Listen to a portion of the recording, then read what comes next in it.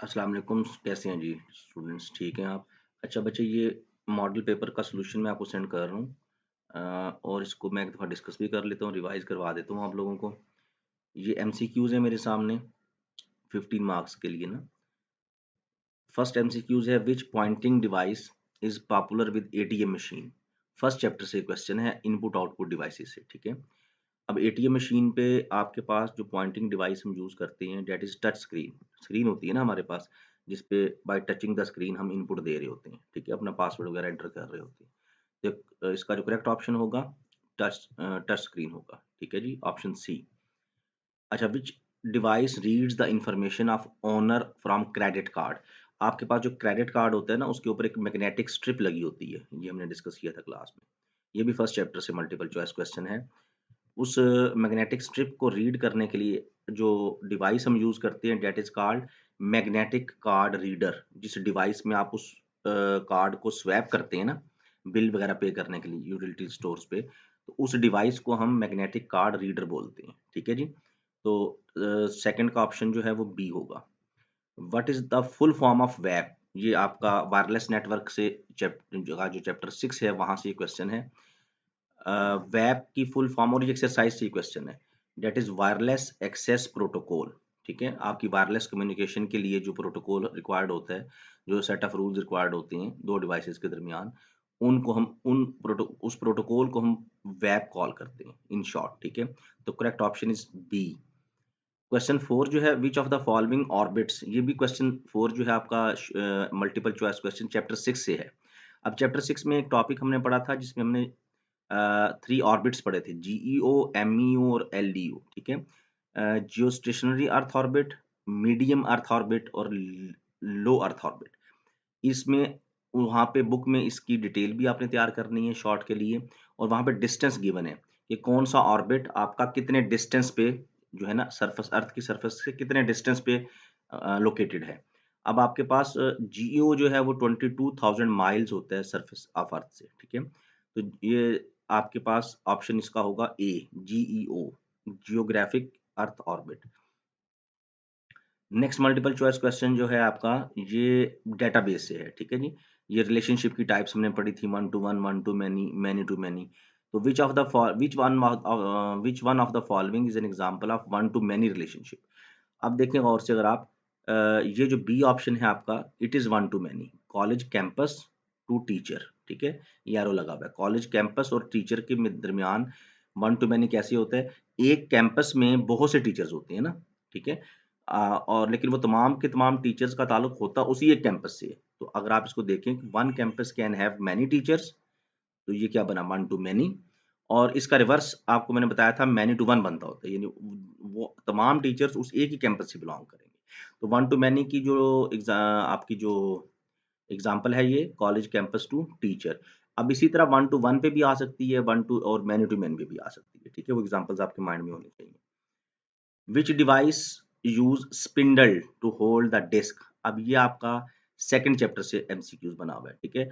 Hard disk का topic है last पे, आपके सेकंड चैप्टर के लास्ट पे टॉपिक है हार्ड डिस्क से रिलेटेड, ठीक है? अब हार्ड डिस्क में हमने बात की थी कि एक सेंटर में एक स्पिंडल होता है जिसके ऊपर आपकी तमाम डिस्क रोटेट करती हैं, ठीक है? तो which device use spindle to hold the disk? That is hard disk. Hard disk का स्ट्रक्चर याद रखिएगा, हार्ड डिस्क में डिफरेंट प्लेट्स होती हैं, ठीक है? वो तमाम की तमाम प्लेट्स एक स्पिंडल के अराउंड रोटेट करती हैं, ठीक है? और उन पे डाटा स्टोर होता है। और ये आपने हार्ड डिस्क का टॉपिक भी सेकंड चैप्टर के लास्ट में जो टॉपिक है, इसको रेडी करना है, ठीक है जी? Which device have instructions to load operating system from hard disk to RAM? अब हार्ड डिस्क, हमें ये पता है कि हमारा जो ऑपरेटिंग सिस्टम है वो हार्ड डिस्क में स्टोर होता है, ठीक है जी?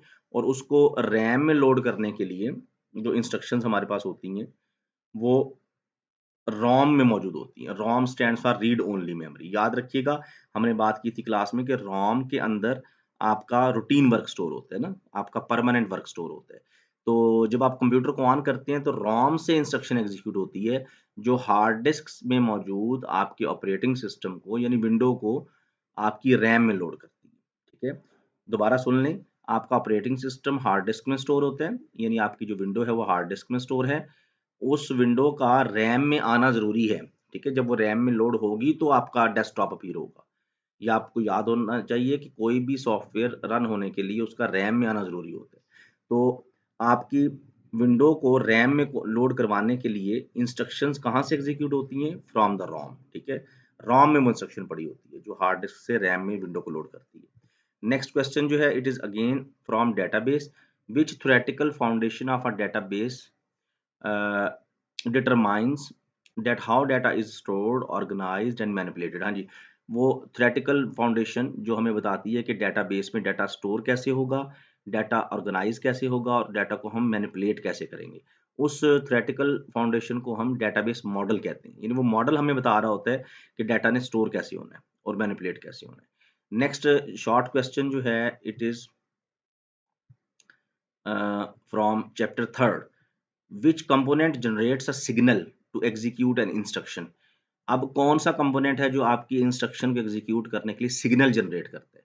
That is timing and control logic. Control unit का टॉपिक जो है आपका, आपकी चैप्टर थर्ड का सेकंड टॉपिक है ये कंट्रोल यूनिट। उसमें अगर आप देखें तो उसमें 3 कंपोनेंट्स डिस्कस किए गए हैं, timing and control logic, instruction register और डिकोडर सर्किट, इंस्ट्रक्शन डिकोडर। उनमें से टाइमिंग एंड कंट्रोल लॉजिक जो है ना, वो कंपोनेंट है जो इंस्ट्रक्शन को एग्जीक्यूट करने के लिए सिग्नल जनरेट करेगा। अच्छा, इस वीडियो लेक्चर में मैं इस पेपर के सिर्फ एमसीक्यूज डिस्कस करूंगा, ठीक है?